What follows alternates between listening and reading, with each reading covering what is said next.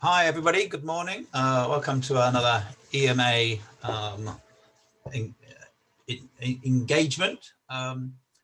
Today, we're going to catch up with the UK events industry movement, One Industry, One Voice.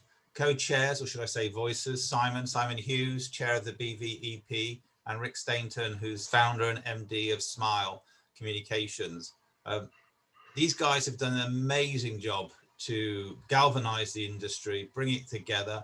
It came out of nowhere with just some people from the industry talking about we need to start working as one. There were so many different fractions going on. They raised well over £50,000 target through donations from the industry to fund a campaign to drive awareness of the size and the importance of the events industry. The figures banded around sort of like 70 billion to the UK economy, around 1 million people working across the UK in this industry. We heard from Simon a few months ago, and I have to say, probably a lot has changed since then. Is there more understanding, more clarity? Is the future becoming clearer? Some questions to put to the guys. So it's going to be great to hear from you guys about what's happening primarily within the supply chain, trends, challenges, opportunities, and how you guys see it unfolding. For example, last night, the government's telling us not to book holidays, not to travel, etc. yet. It's too early. But then here we see the government going ahead with the G7 planning for mid-June in Cornwall. What can we take from that? Some people predicting an explosion like the roaring 20s post-recession, the post-war boom of the swinging 60s. However, on a BVEP call last week, other industry associations raising major concerns that the supply chain won't be there. Many people have left the industry and gone into new roles. So, who are going to be the behind the cameras, putting up the sets, etc. And if we just sort of take an agreement and look at percentages, I think this is an interesting thing to do. So if we were to agree the industry is worth 70 billion and employs 1 million people, if just 25% of that industry wasn't there when we return, that's 17.5 billion pounds of income, revenue, and 250,000 people. That's a lot of events. So, I'm interested to sort of see what people think and feel about that, and how we can sort of start to frame some predictions on stuff. So before we kick off, I wanted to launch 3 or 4 quick questions and ask Priya very quick, and just throw in your answers to these polls, and they are confidential, so no one's going to see who said what. But please, Priya, can we go with poll 1? Richard, you need to launch them. Oh, now you don't. All right. Okay, launch polling. So question 1 is, have you seen your budgets affected in a negative way for 2021?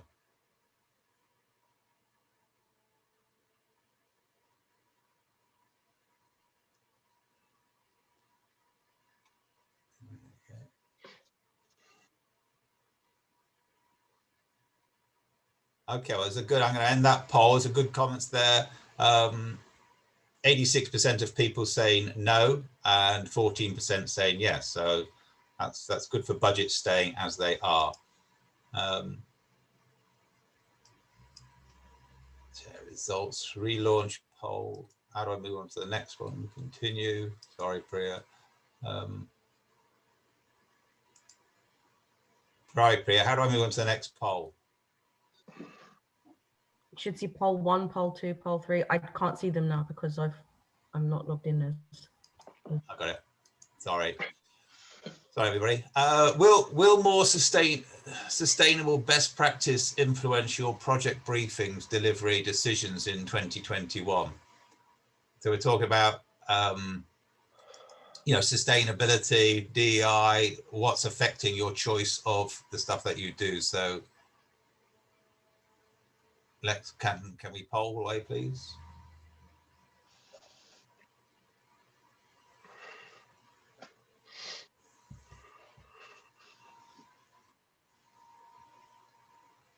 Okay, that's great. So we've got 57% people saying moderately more and 29% saying significantly more. Thank you.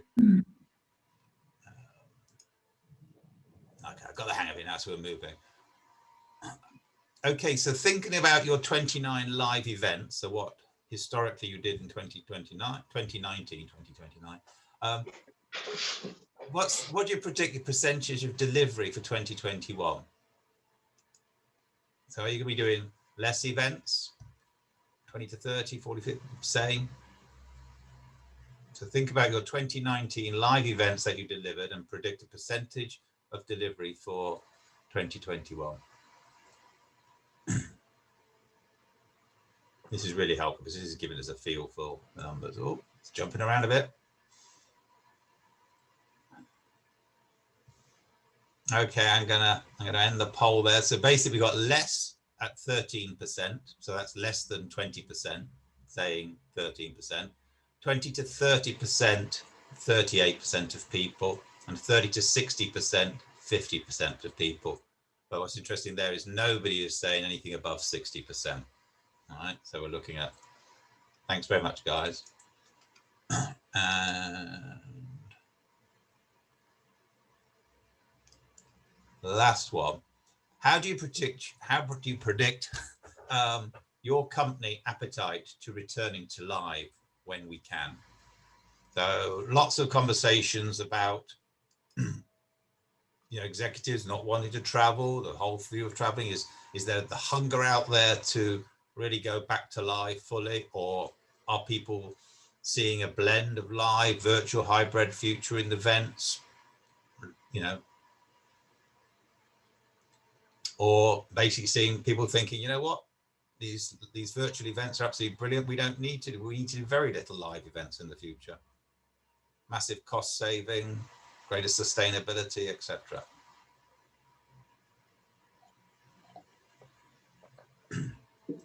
Okay, the clock is counting. Should have a few more there, but I'm going to go with that. So basically 43% are saying high total value live events over virtual, which is great. And moderate 57% are envisaging a blend of live and virtual hybrids in the future, which I think is the general view of where we think. Thankfully, no one is saying that their companies really see value, total value in virtual, and are going to do very little live. So that's great news for the industry. But there are some, hopefully, a bit of grain there. And I think what we could do as EMA is put a poll together in the next couple of weeks to go out to the broader membership, or certainly the leadership team, to get some data like this to feed feedback in. So guys, I hope that helps with a few questions. I'm going to hand over to Simon and to Rick, and over to you guys. Tell us what's been happening. Brilliant. Thank you very much indeed. I'll kick off. We've latest kind of data that we're running on where we all are. And to your point earlier, Richard, about what might the industry be like when we come out of this? We think 55 billion has been lost in trade relating to events, and we think that over 400,000 jobs are now have either been lost or are at severe risk. And you mentioned the supply side too. The real hammer blow, I think, was the decision of Glastonbury not to go ahead. That has had a massive ripple effect into that whole sector in terms of festivals. With everybody looking to push back into September, October. But of course, there's only so many days available and so many artists available.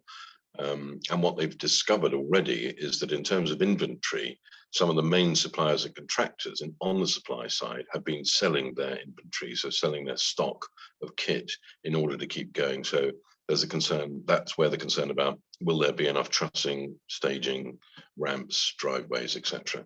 To sustain any kind of outdoor event activity in the festival and live touring side.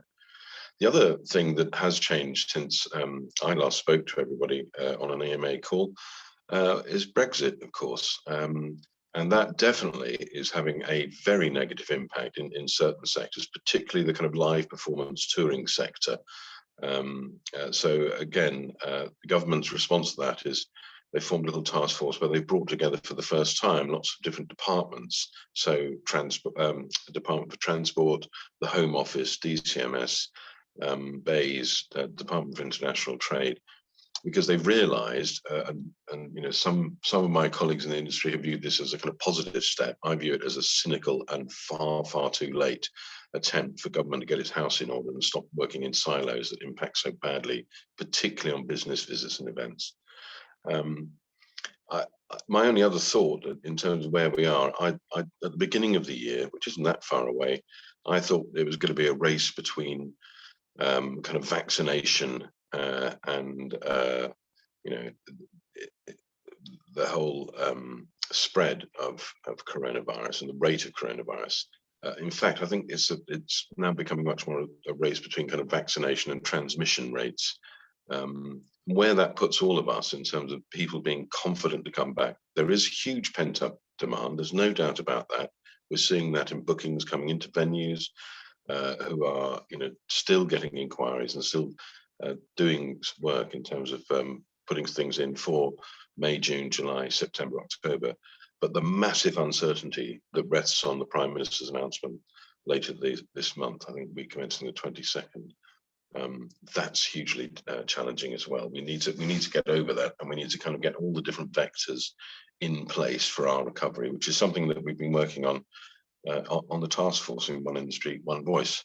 And with that, I'm going to pass back to Rick.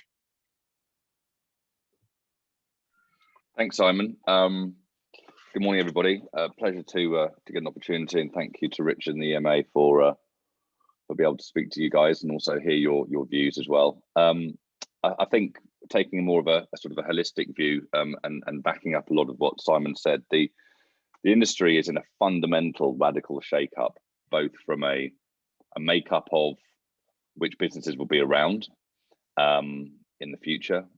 We did a survey, I think towards the end of last year, about November time, and I think it was something like 70–80%, Simon, of suppliers said they had enough liquidity to last till the end of February.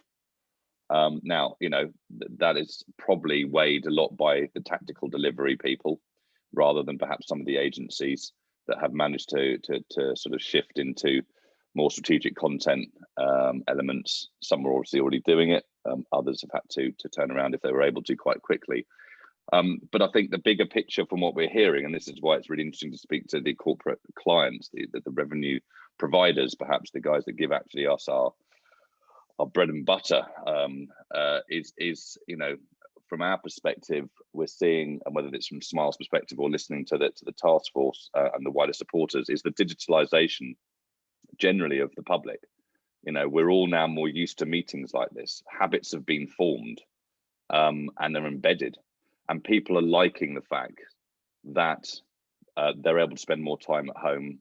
Others are obviously frustrated that they are at home and the kids are at home and not at school, because they're finding it increasingly actually hard to do some work. But ultimately, we're all relying on more digital forms of communication. And this plays into sort of the future of how people will perceive going out and commuting not only to offices, but also longer haul to events, whether they're regional or international. And whether or not companies themselves culturally will have a little bit more of an understanding and respect for the fact that a lot of their delegates may or may not want to travel overseas to events, maybe at least in the short to medium term, even if they are allowed to, which is another conversation to have about long haul travel, particularly in this year, let alone next year. And that plays then into the second big part, which was one of the questions that we wanted to ask you about sustainability, which is increasingly, as I'm sure you're aware, coming across pension investment funds, and the Fortune 500 and FTSE 100, 250 businesses are hugely investing and being a lot more transparent across their reporting and across their auditing and their sort of their mission statements, increasingly giving targets of being carbon neutral, carbon negative by 2030 or 2040 and so on. And that will cascade down and is increasingly becoming very prevalent in briefs that agencies and businesses are getting, and it affects the whole business, the whole industry, across the supply chain, of being able to deliver when we get back to live more sustainably sensitive and better practices required. And that plays back into the international travel question and whether basically people feel that it is worth traveling across the pond to the States or vice versa, or longer haul to go to events, when digitalization now means that they have to be more regional events, and then the actual international element could be in the short to medium term done through a virtual digital connection. So I think we're seeing a lot of that trends through just generally the way that that the clients are behaving, querying. I think right now we're in a bit of a weird watershed where up until sort of November time, when the confidence was very low, it was all virtual. Then there was this boost of confidence before the second lockdown in December, where things were released and live briefs were coming through. Venues were reporting 200-300% increase in inquiries into 21, Q2, Q3. And then the second lockdown came into play, and that's completely dissipated that confidence in live. The IMI report, which some of you might review, which does a global report on the confidence of when it's perceived that live events will return, has consistently up until November shifted back a few months each time they've done the report every month, from sort of July to August, September, and then in around November it shifted back, and there was a perception it would start earlier. Now it's shifted forward again, i.e. it's gone further away. I think the average is about October time 21 for expectation of majority of live to come back, which in some respects does seem very optimistic still. So that confidence factor has waived a lot, and it had a direct effect effectively on revenue and on jobs and on the survival and the thriving and the recovery of the industry. So that, yeah, generally putting in perspective a lot of Simon's sort of data and stats and research that ones from One Voice and the BVP have done, that's on the ground what's really happening from both what we're receiving from briefs and what agencies and other businesses having to react to. That balance between digitalization and wanting to get to a more hybrid model, which is certainly the medium and longer term future, I think, in a lot of areas, balancing that sustainability and well-being element as well. So yeah, I think that's sort of a synopsis.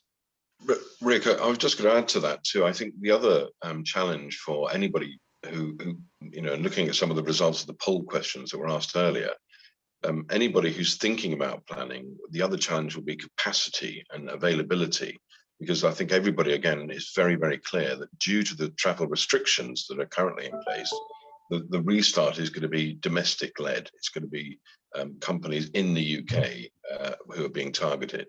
And for some venues, that presents a real challenge, because venues that have got an international reputation and therefore an international client base know that those associations, those congresses, those big 4-5 year in the planning events that they've always done aren't coming back, and are having to re-gear their sales and marketing effort to service the domestic market, where there's going to be a real scrabble, I think, for A, clients, and B, space if everything gets kind of compressed. So, a word of advice: if you've got a good relationship with a well-established venue that you use regularly, just make sure that you are in dialogue with them about what their availability is looking like. And another consequence of what we're seeing too with these job losses is that new ways of working will definitely be around, not just from a digital point of view, but actually from venues perhaps supplying people to their clients in order to help clients who actually reduced headcount or have got rid of people in their event teams. And we have seen some examples of that kind of activity as well. So that much more collaboration and much more sharing of the kind of actual delivery, the kind of nuts and bolts delivery at the event itself. And I think that's another thing. And the last thing on our venues too, generally in the UK, is how many of them have really invested. They've seen this as an opportunity to invest in hybrid studios, in green wall sets. I mean, all kinds of different things have been put in place by lots of the leading venues, because they've recognized the hybrid nature of events coming down the track.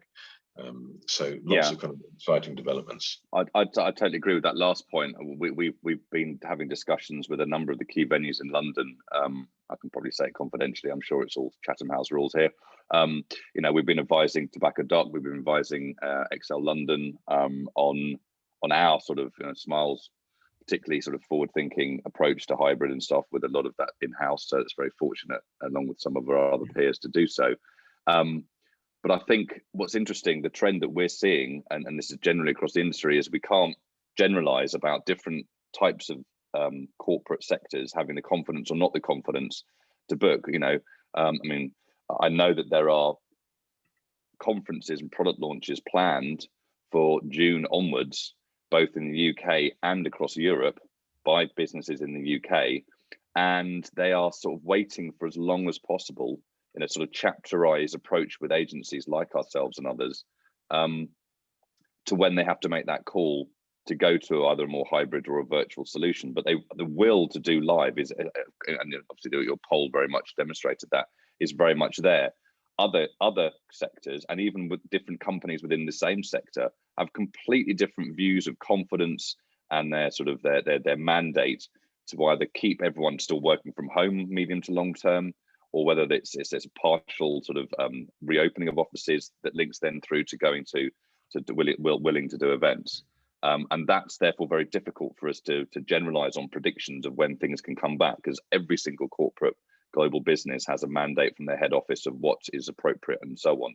And often it comes down to sort of almost a key director's, stakeholders' personal view of safety and confidence, and managing the teams and the audience's expectations.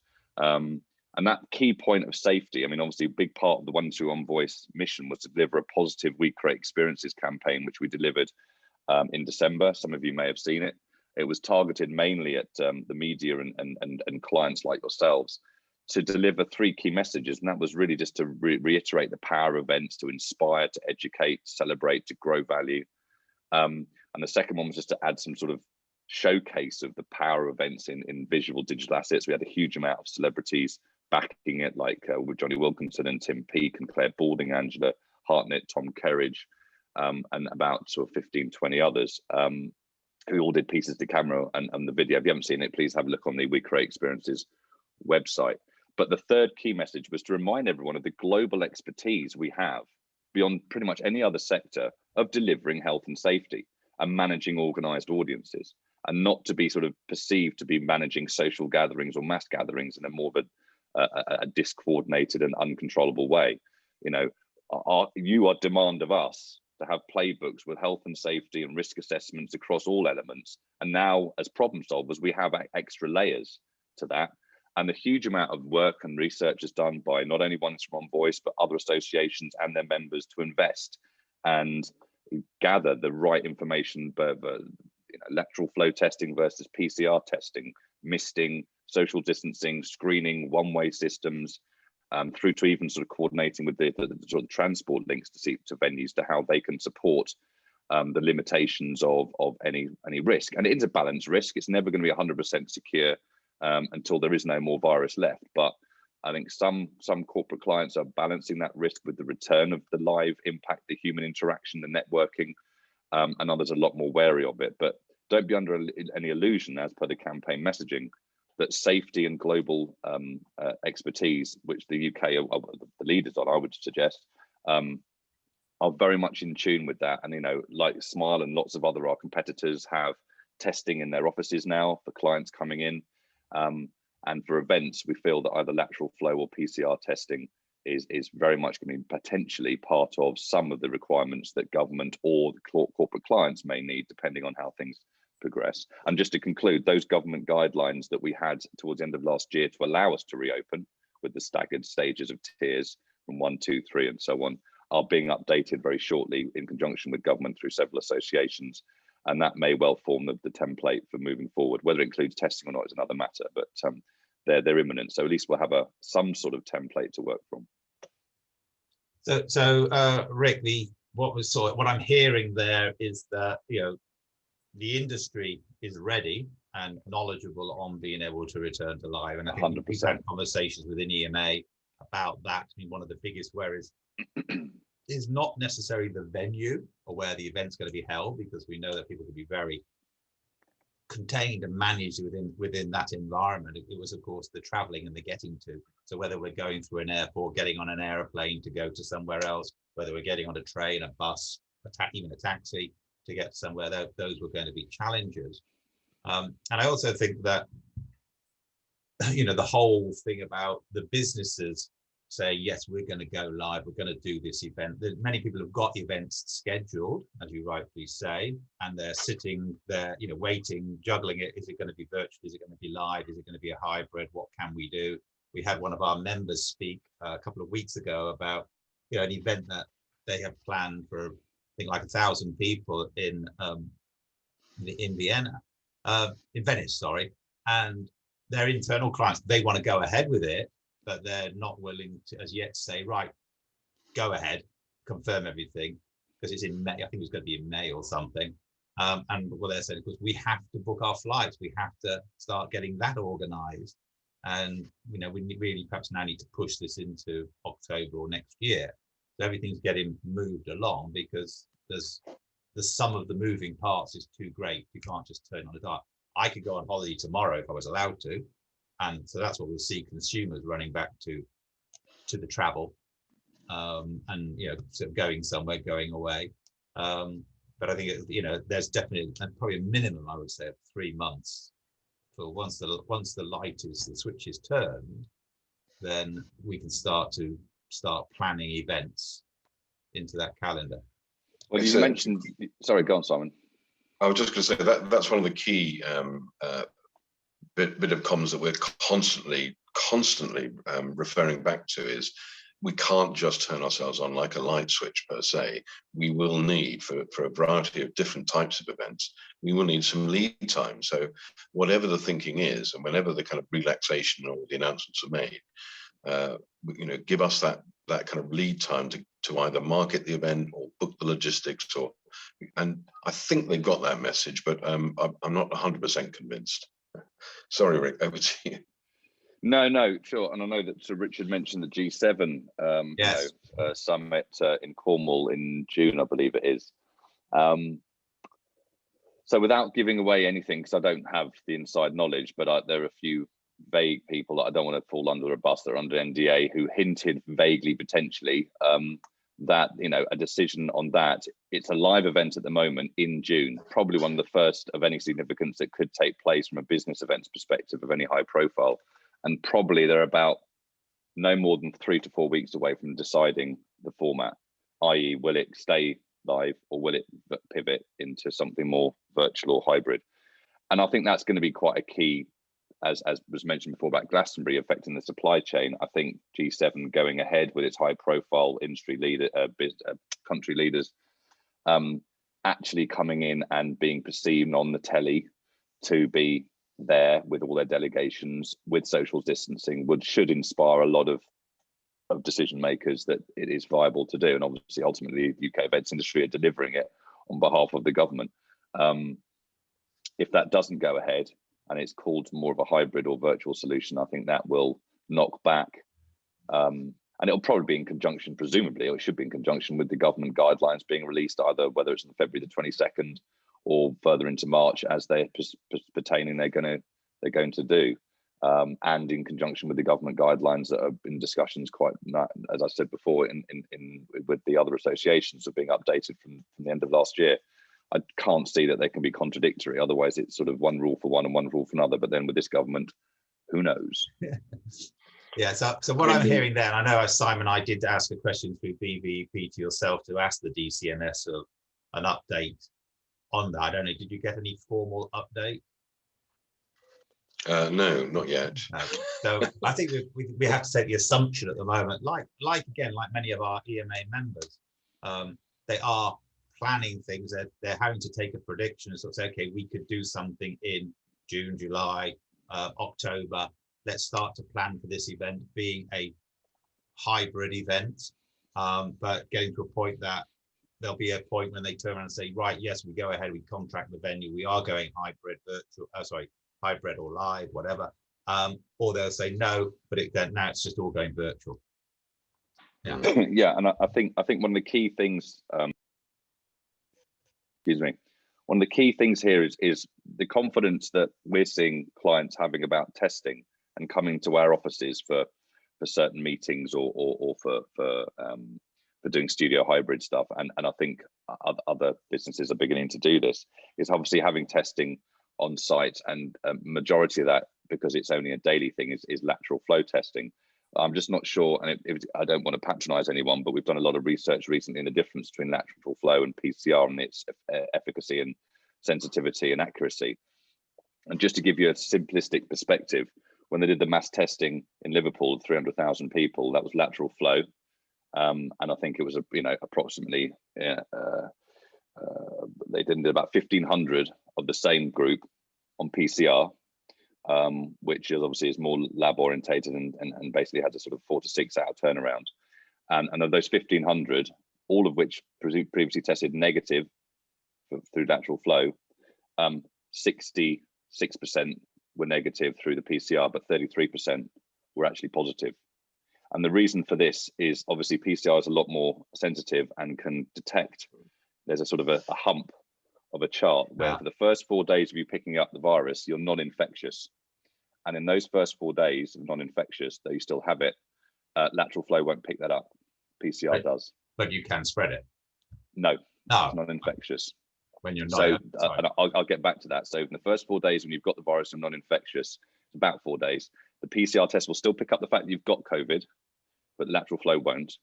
Then there's a middle 7 to 10 days when you are infectious and you have so that's the peak of the hump. Yeah. Lateral flow can only test that bit when you are infectious. Lateral flow can. PCR obviously still does. And then after you sort of recovering, and when you're non-infectious but you've still got the virus, that can be weeks to months. Sometimes people have long COVID, obviously. PCR still picks up a lot of that. Lateral flow won't. The reason this is important is if you are basically doing a couple of days of an event, most significant events are at least a day or two. There's probably a flight, so you arrive live the day before, then you go to the event, maybe overnight, and there's a second day, whatever, or third day. There is a way of being pretty secure on PCR testing because of its sensitivity and its efficiency, because you can obviously arrive the day before, have the test done the night before, and even if you, between the test and pick up the virus, i.e. overnight or before you arrive at the venue, you're still non-infectious, okay? Whereas if basically you have a lateral flow on the day, it's only going to show that you've got it and infectious. So in theory, you could actually test negative with a PCR test 2 days before an event, pick up the virus for the next 2 days, still go to the event, be non-infectious. That's fine. So it actually gives you more sense of sensitivity and security, that even people going between a test and the actual event, as long as they tested negative PCR, they will not be infecting anyone. And that's the key difference between PCR and lateral flow. That ability to pick up the fact that you can definitely not be infectious at the event because you had the test a day or two before the event. So I hope that makes sense to everyone. And it's really important because PCR is now in almost every UK airport of significance with their key infrastructural critical workers. So for all the airport workers, that's what they're doing. But I still believe they're doing lateral flow testing for the passengers, as I understand it, because of the quick turnaround required. Whereas obviously workers can do it 2-3 days in advance and maintain that. So film crews, for example, are doing a lot of PCR testing because obviously they're on site for weeks and they can do a test and the ATP Tour finals, when they did that at the O2 with the tennis people, the PGA at Wentworth, they have all their sports participants and all the ground crew. They're there for sort of a week. They can do PCR testing a day before they go on site. They can do it in the middle of the week and the end of the week, and as long as they're negative, they're not going to affect anyone. And it's sort of very incredibly, it's almost 100% accurate. So I think we double that with the cost of the vaccine and everything else, and the majority, as we look at the cascade down of the people that are really at risk to getting COVID, that's now going to drop considerably. They're already now in my area, we're getting calls to the 65-year-olds. I've got friends in my tennis club who are getting their calls, and they now have the jabs scheduled. That's going to bring the risk down enormously.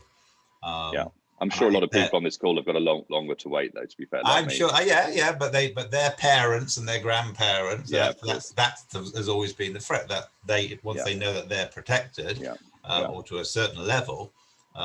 It's like the flu or pneumonia or anything. It's like we get that level of protection. Sure. But I can just make a point, Rich. Sorry, can I just make a point, Richard? The reason I mentioned PCR testing is increasingly over the last few months, some providers, and there are a few very credible ones, and I can give more information another time if people want them, are setting up mobile labs. So if you basically want to have a mobile lab in Gran Canaria, weirdly, they're actually setting up a lab test there anyway, because of the main airport and the tourist hub. But if you are doing an event across Europe or in the UK at any specific venue, and you need PCR testing where people will arrive at the event the night before, or the morning before, and the event doesn't open until 3-4 hours later, you can actually process that now with that reassurance and efficacy. And that's really important, that perhaps as things develop, that the industry may or may not feel that that's an added element of, even if it's not within the guidelines, to deploy, rather than natural flow testing, which obviously can only really be done on festivals and music events when people really don't arrive the night before. Often it's a 1, 2, 3 hour event, you know. I mean, potentially that could be a standard practice offering from hotels and venues.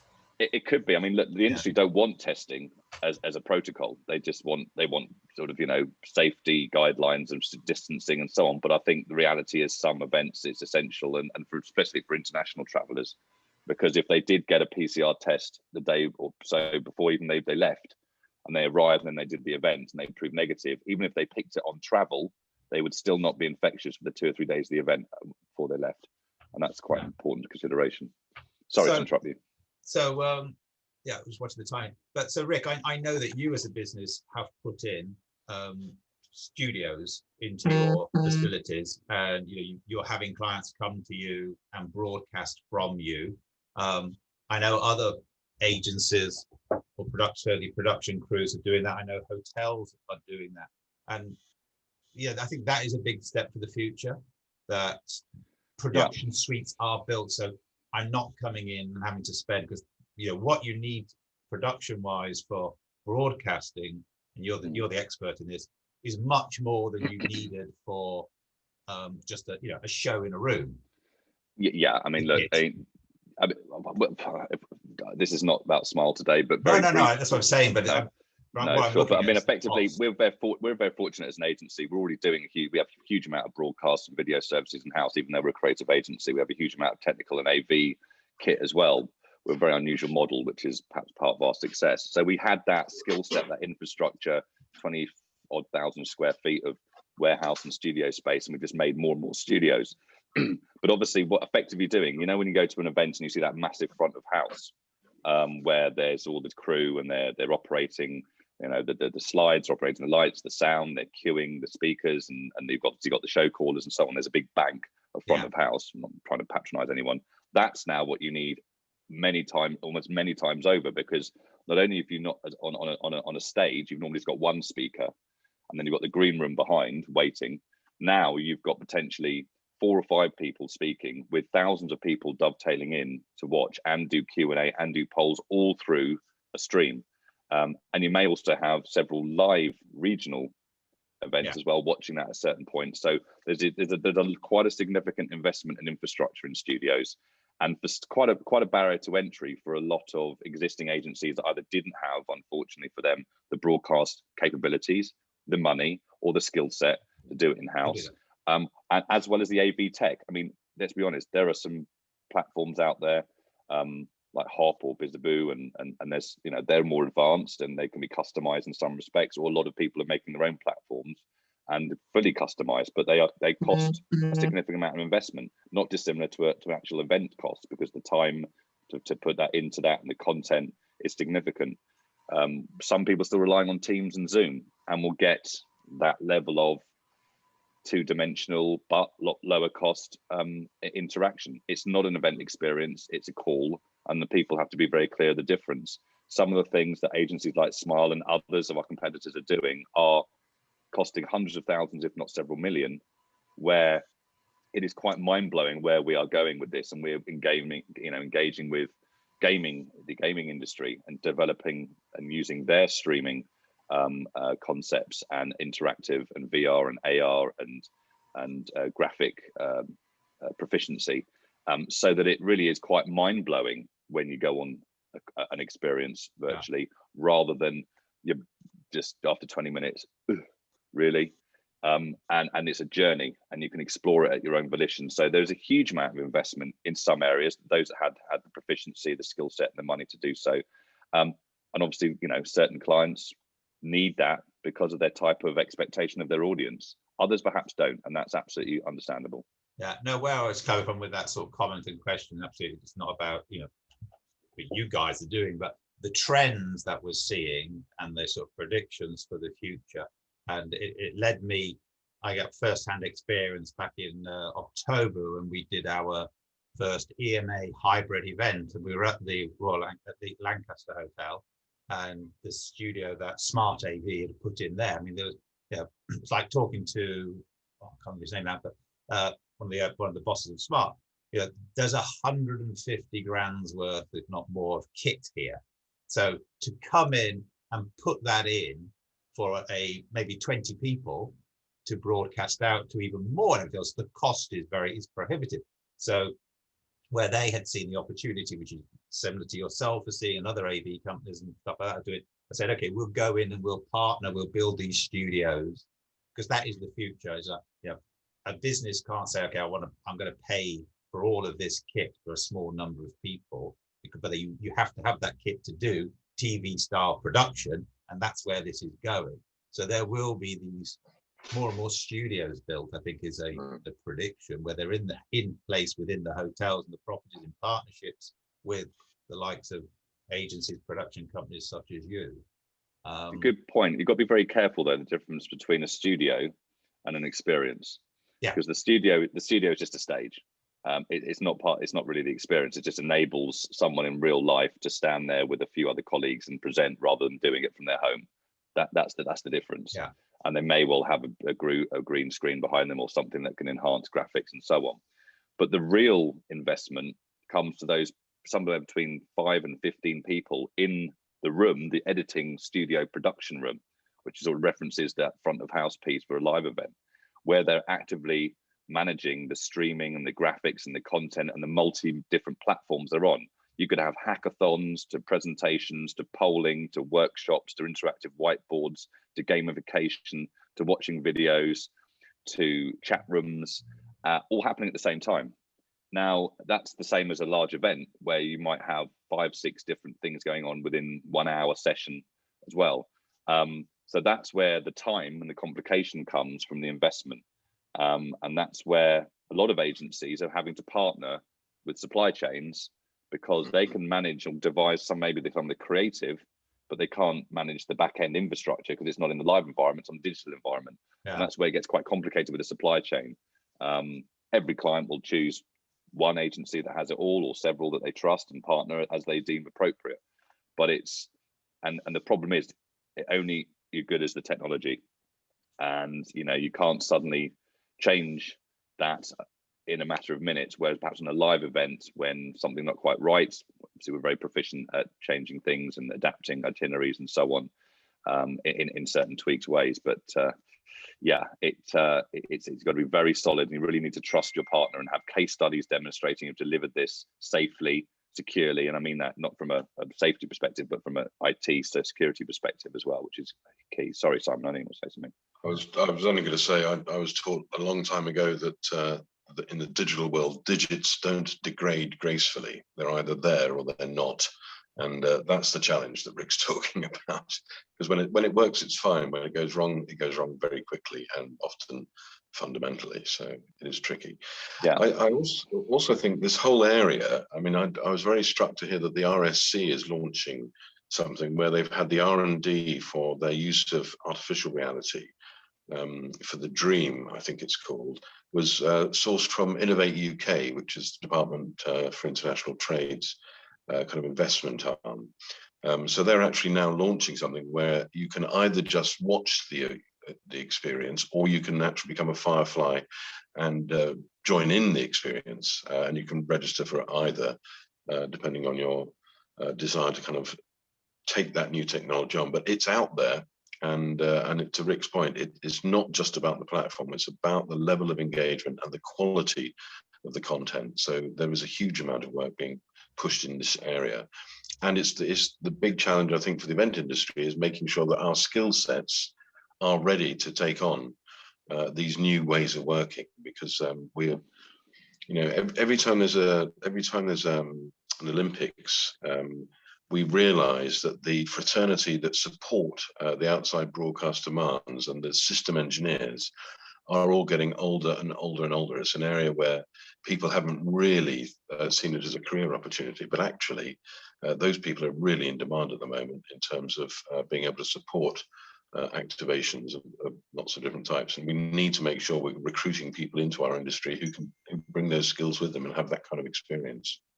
And to be fair, quite a few agencies are doing are very busy at the moment and doing a huge amount of work, specifically like Smile, if they were content and strategy led, not tactical event management led, because it all starts with the content and the adherence to what the client's expectations are for the audience experience and what sort of impact they want, what sort of content support they want. I don't mean just writing the content, I mean devising it. And if you can devise content in conjunction with the type of platforms that are most appropriate for that different type of content, you're adding a lot more value. And unfortunately, you know, the history of the events industry is that there was quite a strong tactical event management sector, but increasingly as smaller and some of the larger agencies were, some of the smaller ones, to be fair, boutique, were focused a lot more as leading the relationship with their clients on content and strategic content strategy, and the creative around that. And some of them have had record years, you know. I won't say Smile has, but you know, we've gained a lot of new clients, perhaps on the back of that, and other agencies have actually developed existing client relationships and taken more revenue this year. Unfortunately, others haven't. And a lot of us, including Smile, are recruiting now. You know, Unfortunately, we've got on furlough the tactical operational delivery personnel, whereas there's creative digital content people that we just don't have enough capacity for, as well as with the studios. So that's what I reference back to my original point of this radical shake-up of this industry and what it will look like medium and long term, not just short term. And we're going to sort of start to look to wrap on that, because I think that's the biggest challenge to all of us, isn't it? There's this massive transition within this sector where I think every conversation I'm now having is not about, you know, it won't be long before we return to what it was. What it was will not exist in the future. It's what it can be is where we're moving towards, and that whole transition. And we're all trying to learn very quickly. You know, event management people, particularly in corporates, have really got to learn a lot about content and production and development and how it, you know, what these new pieces are of this jigsaw puzzle, because they spent years training and developing their skills in, you know, event management jigsaw puzzle, and now it's, you know, again, I've been talking about engagement management. It's more about the whole comms thing, and logistics are a second fold to that.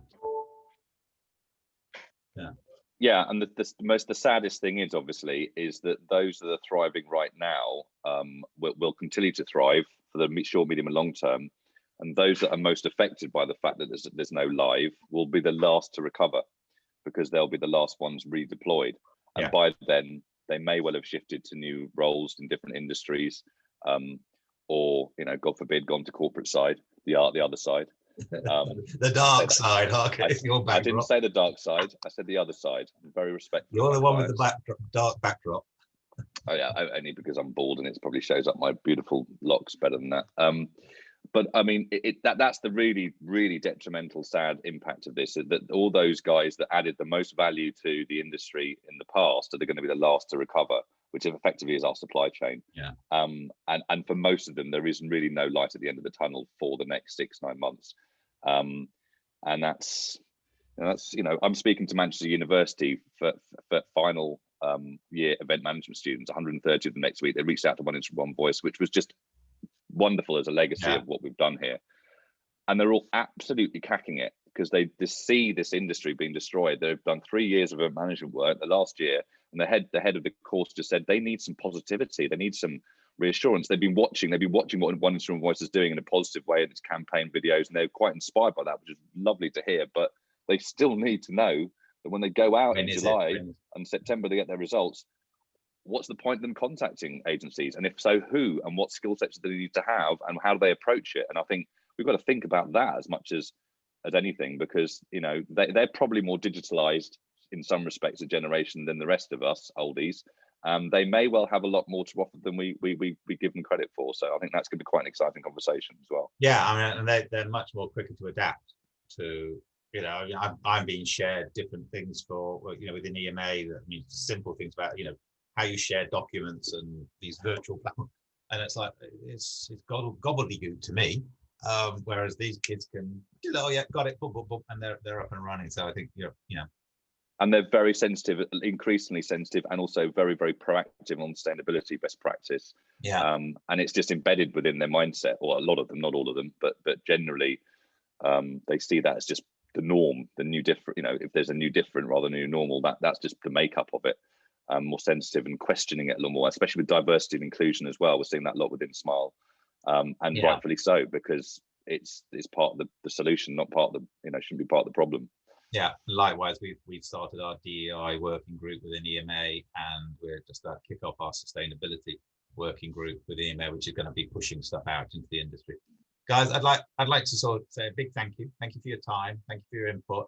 It's great to start to hear over the last in the new year, the conversation is now looking forward and talking about the positives of what can come out of this, and you know, the recovery. Very much, I think we can see recovery soon. We just need to encourage people to start to go back. So let's start pushing hybrid events as soon as we possibly can, and get people around a table, showing people that we can meet and develop events going forward.